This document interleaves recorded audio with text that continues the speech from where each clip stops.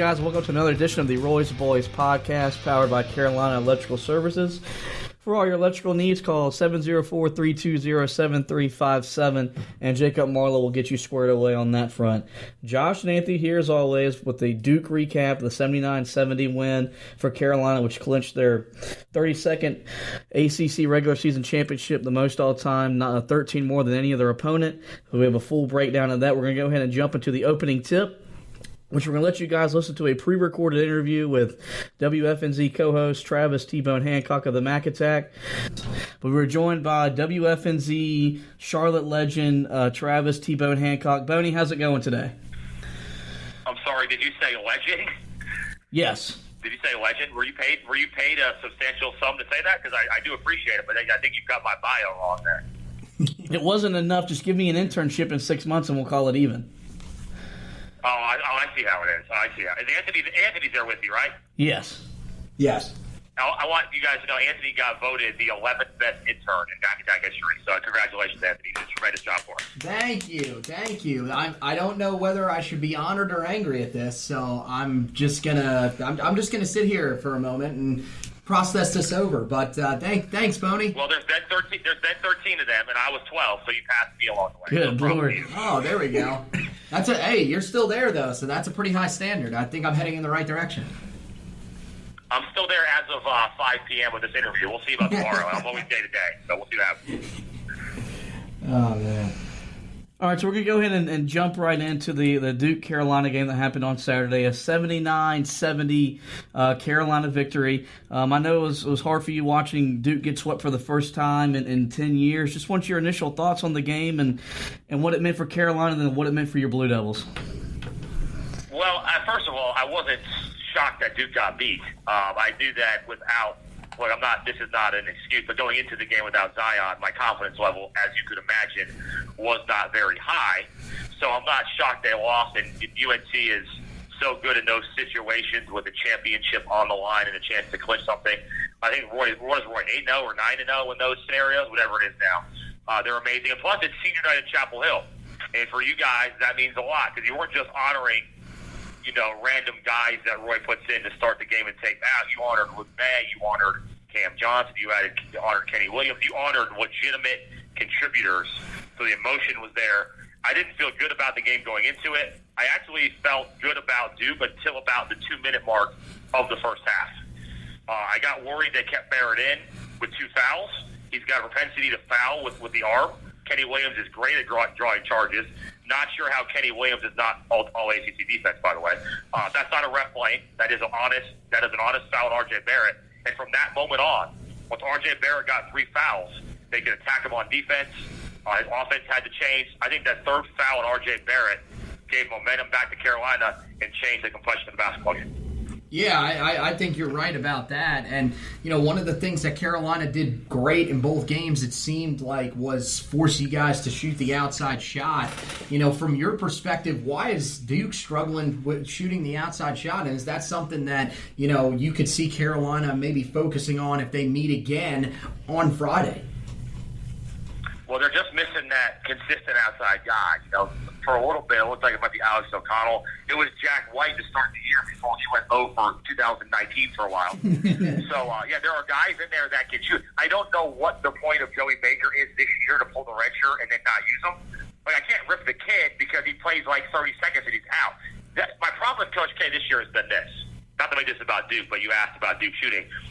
Like, guys like O'Connell and Baker, you have to let them get into a rhythm and shoot the basketball. You can't let him get one shot up and take him out. Like O'Connell against Syracuse got shots up, and he got in the rhythm. Guys are rhythm shooters. So when you pull a kid after one shot, how's he going to get better? Let the guys – I'm not saying you go R.J. Barrett fire up 27. I just need to let the guys shoot 4 or 5 times. O'Connell's got a good percentage for the most part, but he only shoots it like 2 or 3 times. You've got to let the shooter shoot, and that's been a problem I've had with Coach K this year. If you want shooting, you got to live with them missing something. Yeah, you're definitely right with the whole Joey Baker thing. Feel bad for him to lose a red shirt to take. Has he even taken a shot yet in his 3 games he's appeared in? I think he's like 0 for 2, 0 for 3. Now, the flip side of that is at least going into next year, you've got some experience as opposed to not playing at all. And plus, look, with Duke, I mean, can Duke look 5 years down the road and project a guy to still be on the roster? That's just not how they're built. So I got it at the time. I understood it, but I understood it that he was going to play. Now I don't quite. Now I'm as lost as anybody else. I don't quite get that one. Right. One of the stats that kind of jumped out to me that was surprising was there was an even rebounding margin, 48-48, and Duke actually had more offensive rebounds. What were your thoughts on that, considering without Zion in the first game, we kind of beat you up in that department, and in the second game, y'all seemed to handle the rebounding area without him a lot better and keep Carolina off the glass. Because before Boston, the Boston College game, it was 60-35. I know it's a different talent level, but still. Yeah, not only without Zion, but without Bolden in there for the game. I mean, to have the rebounding margin be even, that's a credit to Delorier and Jack White, who, they are what they are. They're not pro NBA players. They're the guys that you guys can win with a lot of times. But your guys are just, your seniors and your veterans are just better. Our guys are sort of the role guys like Delorier and Jack White. I thought those guys played so hard. I was proud of the way Delorier played, because he could be frustrating at times. But he's really stepped up lately, doing the little things.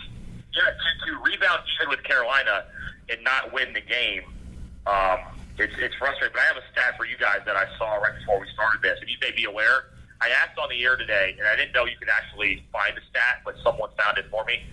Carolina this year, as you're aware, is so good that when plays break down, they seem to capitalize. When there's a hustle play, a tap out, their percentage of hitting the next shot I thought was going to be astronomical. And the guy tweeted me today that on second chance threes this year off of broken plays, Carolina's 23 for 46. Goodness. Wow. 50% on those plays. Kenny Williams is 8 for 12 on those He's 8 for 12 on those second chance threes. So Carolina's living off not only their great offensive rebounding, but they're kicking it back out and they're hitting the shot. So 50% on broken plays, and I think that is why you guys are so good as well. I mean, but it's frustrating for the defense, too, to get a stop or get a rebound or do something, and then all of a sudden the ball kicks back out. Sometimes it's by happenstance. Sometimes the ball just gets knocked to a guy. But 50% on those is remarkable. Well, one of the things that I think everybody's got to realize with this Carolina team is that this was not the team that we saw early in the year. I mean, you remember, we were talking about it in the studio, when I was still with you guys, and this was just a team that you knew had the talent, but really wasn't playing up to the talent. What do you think changed with this team, and why are they playing at the level that they're playing at right now? Is it just coaching with Roy Williams, or are the guys, have they elevated their game? I think it's a combination of both. I think Roy's teams naturally get better as the year goes on. They're never, you guys are always good, but it's never what UNC is never in November and December what they're going to be in March and oftentimes April. I just think it's just the veterans on the team. I think you guys are hard to beat. But all three of the main guys, and I say main guys, that's not a disrespect to Kenny Williams, who had 18 the other day, but when Kobe White and Cam Johnson and Luke May are, it's almost, boy, this seems kind of crazy. I'm not saying you guys are this, but it's almost like a Golden State Warriors type thing where it's hard to stop because you have to hope that maybe two of your guys are off. Mm-hmm. Like if two of your guys are off and it's all on Luke May or it's all on Cam or it's all, that changes stuff. Well, all three of your guys are on, but all three guys are playing at a high level. You guys are hard to beat. So if you guys were to go down in March, I think it would have to be two of your guys not having their normal game. Kobe White has a bad game, or Luke May, who does have off games sometimes, has an off game. I think Cam Johnson's the most consistent one of them all, but you guys are so hard to beat when all three guys are on. Yeah, I totally agree with that. So today, on the eve of the beginning of the ACC tournament, the all-ACC teams were announced, and you mentioned the snub that Kenny Williams didn't make an all-defensive team. There was some controversy with Zion getting the player of the year, and then Roy Williams not getting the coach of the year. I just wanted your initial thoughts to what was released from the media today. Well, I actually went against Zion, against Mac, my co-host, last week, because I thought R.J. Barrett deserved player of the year just based off of Zion's missed 6.5 games. Because don't forget, he also missed half of the Florida State game as well. So my whole thing was, when did it get to a point when he's just, look, it's not about Zion, the player. We all know what he is. It was just about time served, basically. R.J. Barrett has been there carrying things. So I actually thought R.J. Barrett deserved the award. Coach of the year, I was a little surprised. I thought the job that Buzz Williams did this year, because we know there's a lot of talk about Zion, but Justin Robinson's out as well.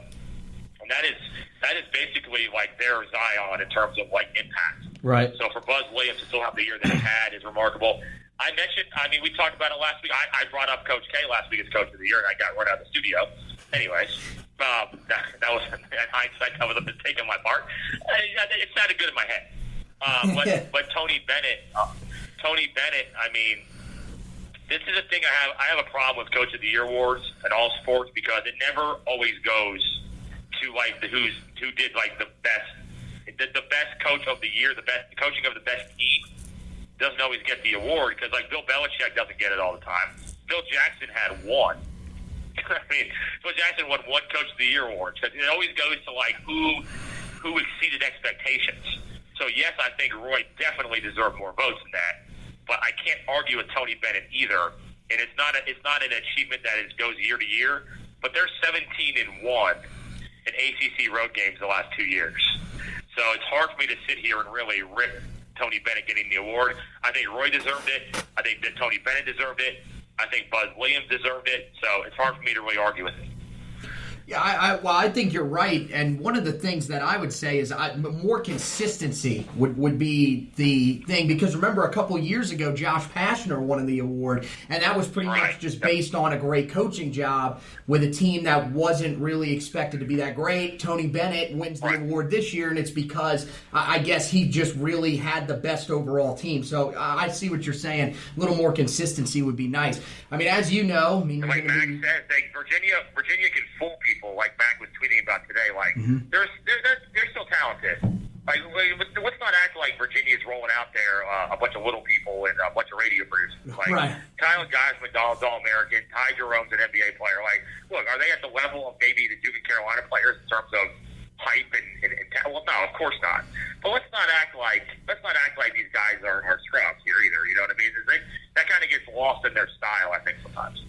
Well, I mean, I saw a tweet earlier today as well that, they showed the recruiting rankings of the starting lineups, and Virginia's actually was ranked ahead of Carolina if you look at each guy and where they were ranked in their certain class. So, I mean, yeah, it's, of course, I totally agree with what Max says. I think it does fool people just a little bit. But, Virginia's a great team, and they're going to be one of the teams that's going to, I mean, they're probably the favorite going into this weekend. And you're going to get to watch them in person more than likely, barring something unbelievable with Mac at your side. So good luck with that. But you'll get to see them potentially in the semifinals, and they got to be one of the favorites. But, when going into this, I really feel like the top three in the ACC tournament, they're not really that far apart from each other. Is that kind of the feeling that you have going into this, that Virginia, Carolina, and Duke are really pretty close, and it wouldn't shock you if any of those three came away with the ACC tournament title? Yeah, no doubt. That's also counting Zion on Duke. I mean, Duke without Zion, as we've seen, is not the same. But if you count Zion in there, and the thing about him is, we don't know either way what's going to happen with him. Like, you could sit here and say he's out of shape, he's not ready to go. That's all valid points. Mm-hmm. But he's also a guy that does some remarkable things that we've never seen before. So you could also say, how do we know what exactly that dude's going to be like? We don't know. Duke's an unknown. Carolina's a known. We know what Carolina is. We know what Virginia is. I think Virginia wins the ACC tournament because I just think their pace it's good for this tournament. Like, they can go day to day to day. And I know that Carolina beat them a couple years ago in the finals, but like their legs are often saved by their pace. Carolina's legs, if Carolina do get involved in one of their normal games on a Saturday or Friday, and they got to turn around and play Virginia on Saturday, that's tough, isn't it? Like, that's tough. For Carolina to play their style Thursday, play their style Friday in that emotional rivalry game, and then go play Virginia on Saturday, that's tough for Duke and Carolina.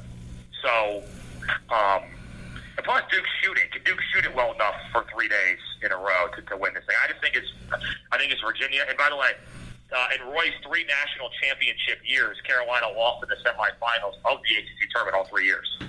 So they have not won an ACC championship and an NCAA championship with Roy. Rooting for a loss. Yeah, right. Yeah, I put that out the other day. It was and also, how about this? How about this one, guys? This seems kind of crazy to me. I looked it up today.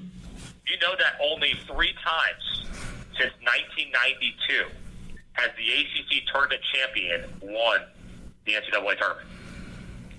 Wow. That is that. It was 92 Duke, 0-1 Duke, and 2010 Duke. Yeah. That's it. That's not Duke hype. I'm just saying that I was thinking in my head. Look, Virginia won it last year. They went out to UMBC.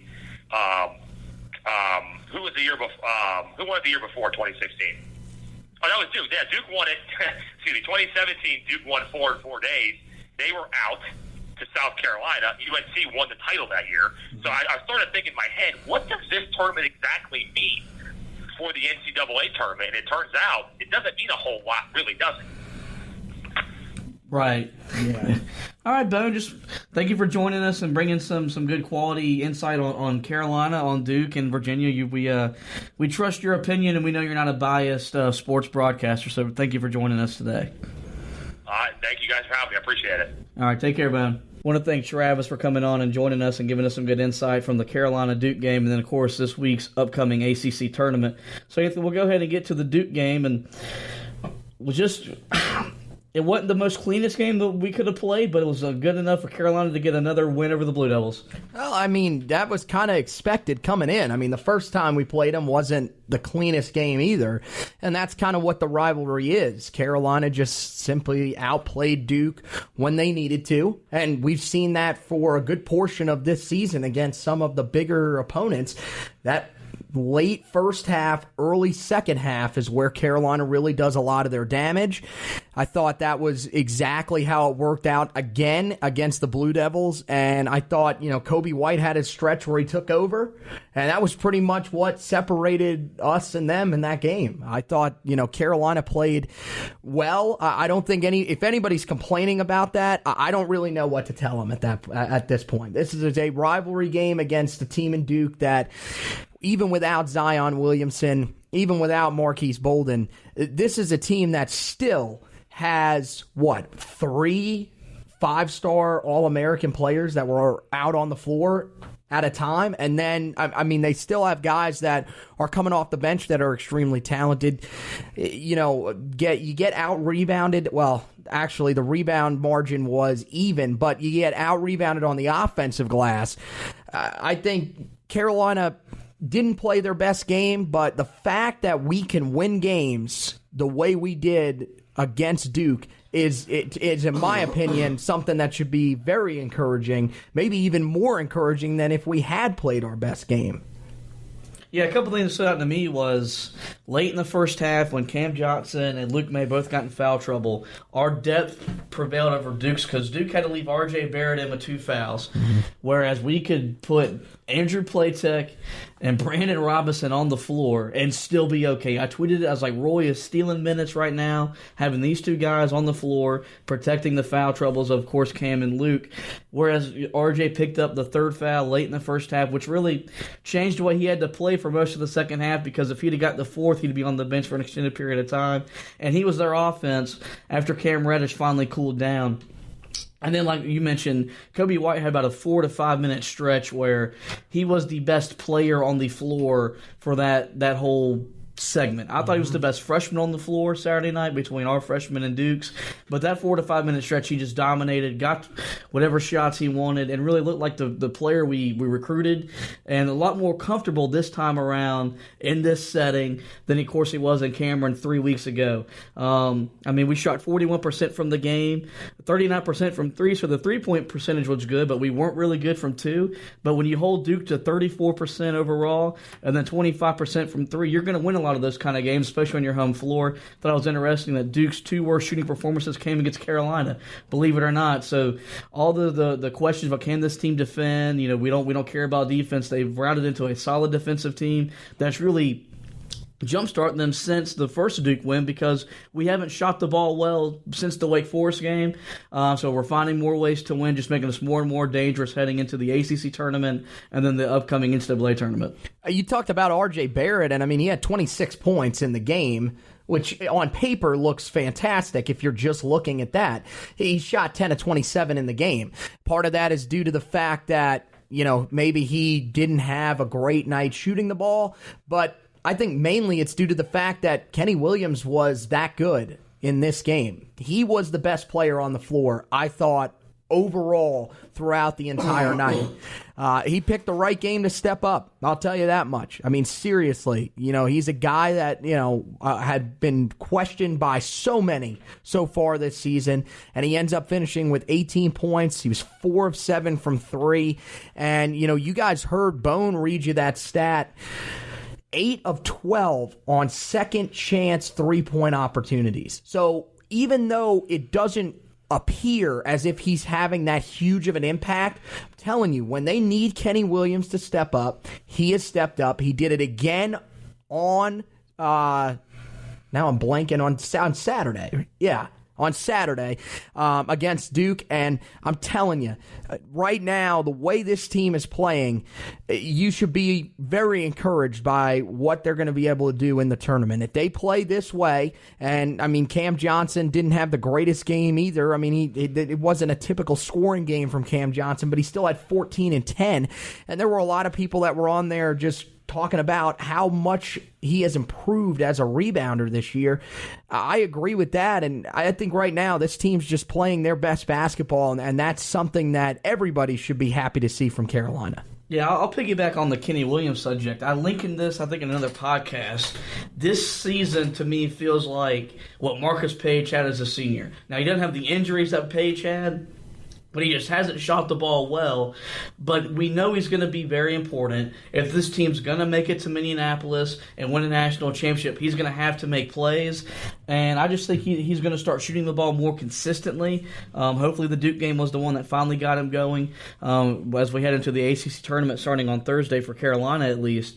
But you're right. This team has just gelled. They've come together on both ends of the floor. They share the ball.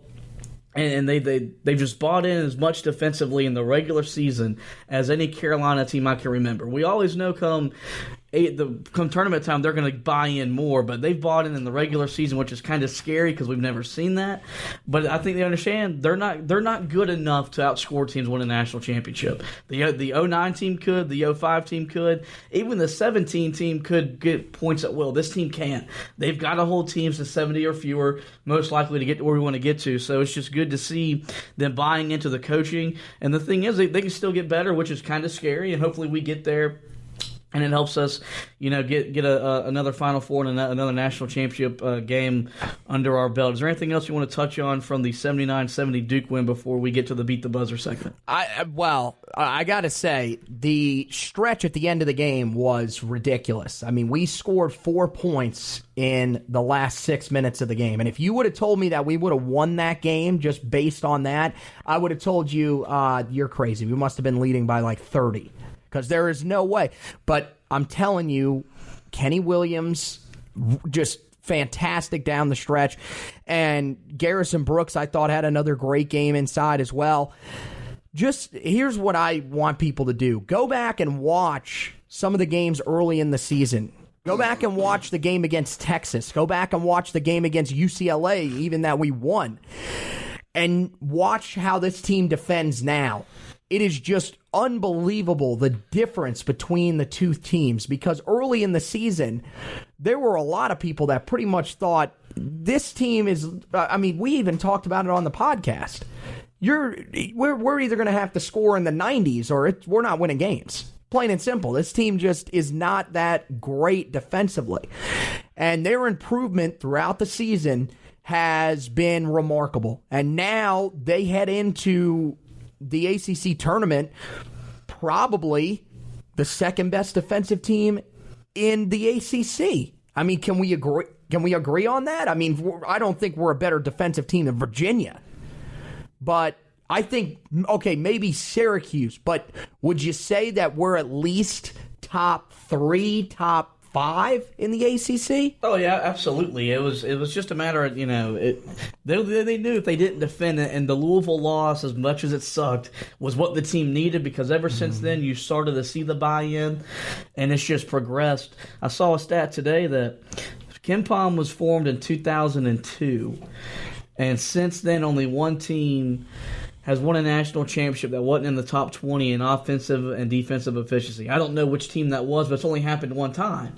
So think about all those times that Carolina won. They were at least in the top 20 defensively, even in 05, even in 09, where they could score 90 on any team in the country. Right. And then, of course, the 17 team. So there's numbers there to back it up. If you want to get where you want to get to, you got to be good on that end of the floor throughout the whole year, and we've just seen that really since the middle of January till now. Where I'm with you, I think defensively, when they bring the kind of mindset they want to lock in, Cam Johnson was just as good individually as Kenny Williams was. He just didn't draw 4 charges. Right. That was the thing, was he was just as good getting up in Reddish and all the other guys affecting shots, but when you're not drawing the charges, it kind of gets lost in the shuffle. But yeah, this team just as good a defensive team as I've seen in my 11 years watching Carolina basketball.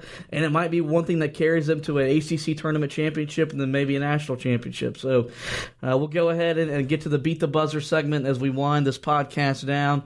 A couple fun little stats. With the win Saturday night, Roy Williams is now 9-0 versus Coach K in the final game of the season with first place on the line for North Carolina. Kind of just a ridiculous stat that... And he's been there 16 years, so that means 9 of the 16 has been for first place. He's never lost to Coach K, whether that's in the Smith Center or, of course, in Cameron Indoor Stadium. In that game, Kobe White set the UNC freshman record for made three-pointers, passing Rashad McCants from his 2003 season. So that's a pretty high acclaim, even though we don't have the nicest feelings for McCants these days. It was the 32nd ACC regular season title. I mentioned that earlier. That's 13 more than any other school in the conference. And then just some other stuff. UNC did finish first nationally in rebounding for the 3rd straight year. So you think about we've lost guys like Kennedy Meeks, Isaiah Hicks, Tony Bradley. We still just been rebounding at a high level. And today all ACC teams were announced. Cam Johnson was a first-team All-ACC member. Kobe White and Luke May were second-team All-ACC members, so pretty good accolades for that. And Kobe White was named the ACC Freshman of the Week for back-to-back weeks, giving him 5 on the year, which is tied with Zion Williams for the most in the conference. So a lot of stuff going on as we move into the ACC tournament. The season is winding down, but the games only get more important. We're going to be here to keep you guys updated through all the things. We'll have a full ACC preview coming up later this week on Wednesday. And then if they play Duke in the semifinal, we'll have an emergency podcast because it is the Duke game, and that's kind of what it does. It gets its own thing, but we'll see how it plays out before then. I want to thank Anthony for joining me. I want to thank you guys for listening. Go Tar Heels.